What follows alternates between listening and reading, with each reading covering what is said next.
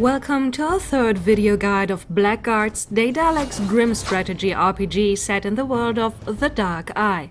In the last two installments, we gave you an introduction to the classes and shed some light on attributes, talents and abilities of your characters. And today we're going to tackle the heavy stuff. We are well enough prepared to join the fray and talk about the combat system.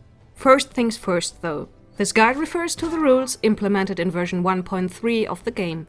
If you haven't downloaded that already, you can find the patch on the game's official site, www.blackguards.de.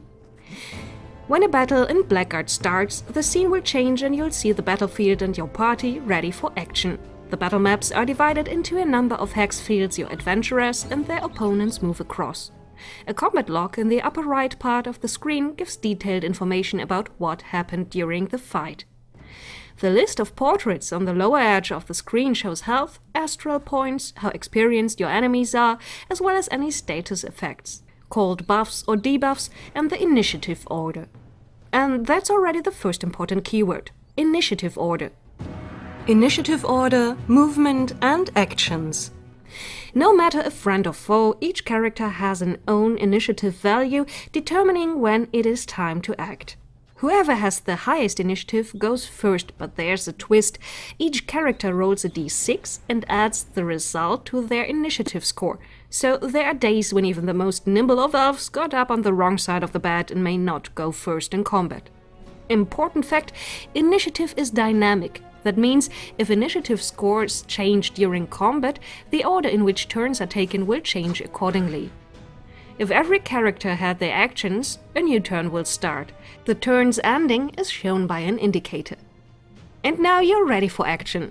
When it's one of your characters' turn, you can see their action radius split into a smaller, brightly highlighted area and a larger, darker area of hexes. The bright area indicates the radius in which a character can move and still perform an action, like attacking or using an object. The larger one indicates the maximum movement range. How far your action radius actually is determined by a character's speed value. By the way, a character can hold their action and take their turn at the end of an initiative phase. Attack, parry and dodge. One of the core actions during combat is, big surprise, attacking. After all, we're not here for tea and biscuits. If you move the cursor over an attackable enemy, your hit chance will be displayed. Clicking now would execute an attack. If your character is not in weapon range, they will automatically close in on the enemy. In most cases, an opponent won't just stand there and wait to get a dwarven axe to the head. An important aspect of the Blackguards combat system is also to parry. With a parry, a defender completely avoids the attack. To parry, it's obligatory to hold a weapon in your hand. That's why some creatures without weapons can't parry at all. Parrying means the attacker's attack value is compared to the defender's parry value. If they're equal, the attacker's hit chance is 60%. Every point difference means a probability shift of 5% in the corresponding direction. The special thing about parrying is each character can only parry once per turn. It's a solid tactic to make an opponent use up their parry before you get out the big guns to hit them hard. Whether a character can still parry in the current turn is indicated in a mouse over text. Blue means the parry action is still available. If it's highlighted red, the parry action is already spent. Also an important fact, you can only parry melee attacks. If you want to parry a ranged attack, you need a shield equipped in your offhand. If your parry action is spent or your character simply isn't able to parry, dodging an incoming blow is the last resort. A successful dodge is usually much less likely than a parry. For your rolls, that means that the attack value is now compared to the dodge value. Other than that, dodge works pretty similar to parry. Performing a dodge happens on demand and without a limit per turn. Keep in mind, though, that each subsequent dodge after the first and within the same turn will have a -2 modifier.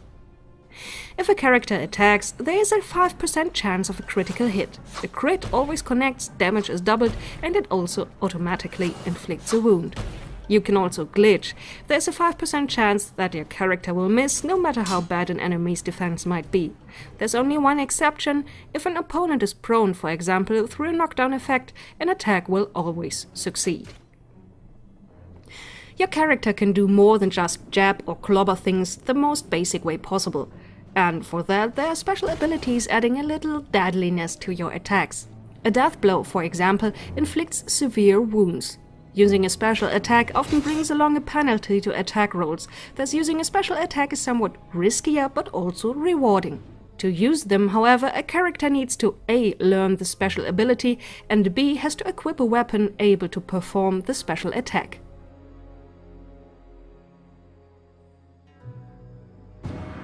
Damage, wounds, and more ways to die. If an attack connects, there's of course also damage inflicted. How many of your enemy's precious vitality points bleed away largely depends on your character's weapon, their strength, and the opponent's armor. Basically, the attacker does a damage roll according to the weapon stats, let's say a d6 plus 2, resulting in a damage range between 3 and 8. After that, add in a character's strength bonus depending on the weapon used. A dagger has a hard time benefiting from raw strength compared to a heavy slashing weapon. After that, armor rating comes into effect. Each armor provides damage mitigation in form of a resistance rating. That's how much % of damage are subtracted. Armor sets also provide a flat armor value that directly mitigates damage by its value. Apart from direct damage, inflicting wounds is also a good way to weaken your foes.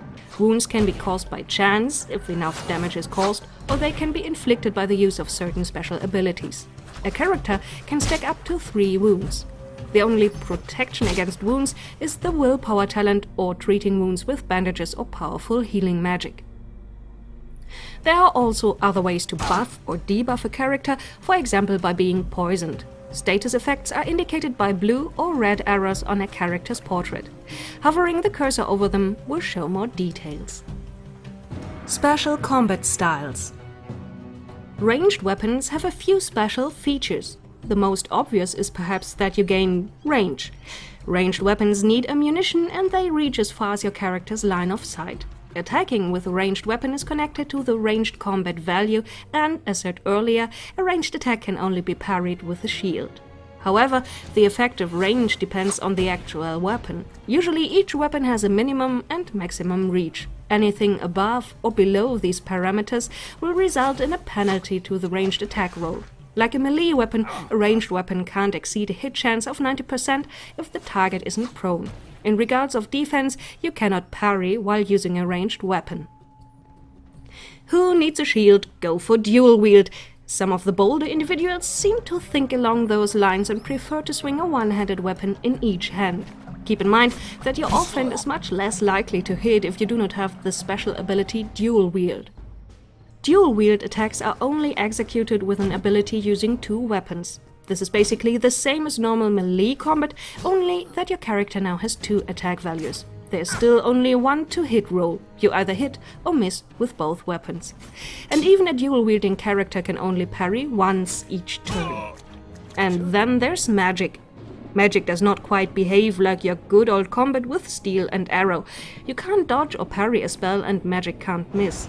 A spell simply succeeds or fails. That, again, depends on a character's base values. A Wrath of the Elements, for example, is linked to Charisma, Constitution, and Courage. All these attributes are checked with a dice roll with a d20. If all rolls are equal or lower than the attribute value, the spell goes off. If not, the spell's talent value can compensate bad dice results. And if that's not sufficient, the spell will fizzle. It doesn't consume astral points if it fails, though. How is one supposed to concentrate around here? In case of a success, astral points are spent accordingly. Depending on the level of the spell, there are also modifiers that are applied to the talent's value. A simple Ignifactious Bolt of Flame on level 1 gets a bonus of +2, but the same spell at level 4, the most powerful version of the Ignifactious that has an area of effect, is cast with a negative modifier of -8. To defend against magic, there is magic resistance that counteracts, for example, debuffs like Corpo Fesso. When casting such a spell, the resistance to magic is directly subtracted from the spell's talent value.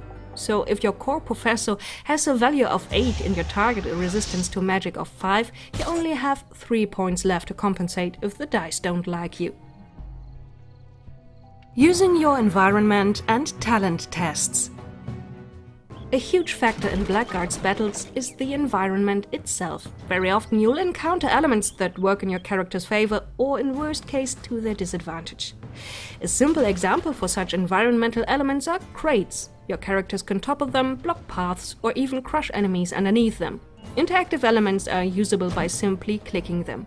This spends the character's action for the current turn.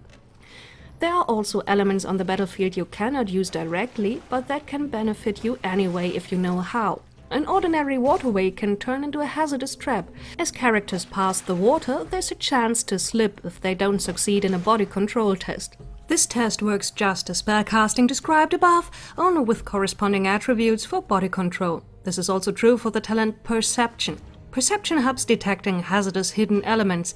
From flammable swamp gas to deadly machinery, Blackguards offers many ways to turn your environment into a weapon. The battleground's layout itself also offers plenty room for tactics. You can block choke points in a cave to your advantage, for example. With good positioning, you can slay one enemy after another without breaking a sweat. So keep your eyes open, who knows what minor Terran feature may save your bacon. Gear. You can't go into a fight completely naked. Well, technically you could, but we don't recommend that. So in closure of this episode, we'll give you some advice regarding your equipment.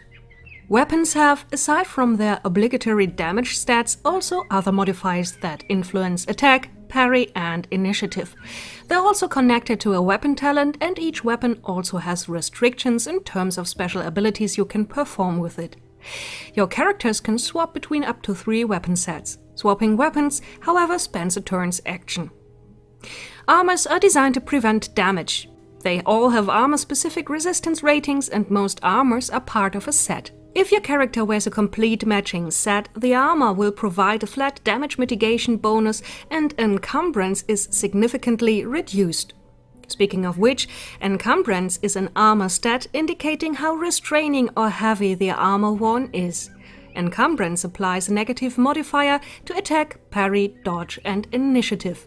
So don't wear too heavy armor, or spend adventure points on the special ability Armor Use. Also keep in mind that too many items carried around could result in an encumbrance penalty for the whole party. Another important part of your gear are belts, as they hold many useful items a character can carry into battle. Good belts can hold up to 4 items. Belt slots are for healing and astral potions, throwing weapons, poisons, and traps. Without a belt, you can't use them in combat. Did you win an especially tricky battle by lateral thinking? Or did you use other, even dirty tricks to make your party's life easier? Well, tell us! Right here or in the forums. Or visit us on Facebook, our forums, and of course the official Blackguards homepage. There you can find the most recent news regarding Blackguards and Daedalic. If you want to read the content of this video again, there's also a text guide. You still didn't join the adventure? Then off you go and download your digital version at Steam or GOG.com. We hope you're now ready to take on any battle in Aventuria.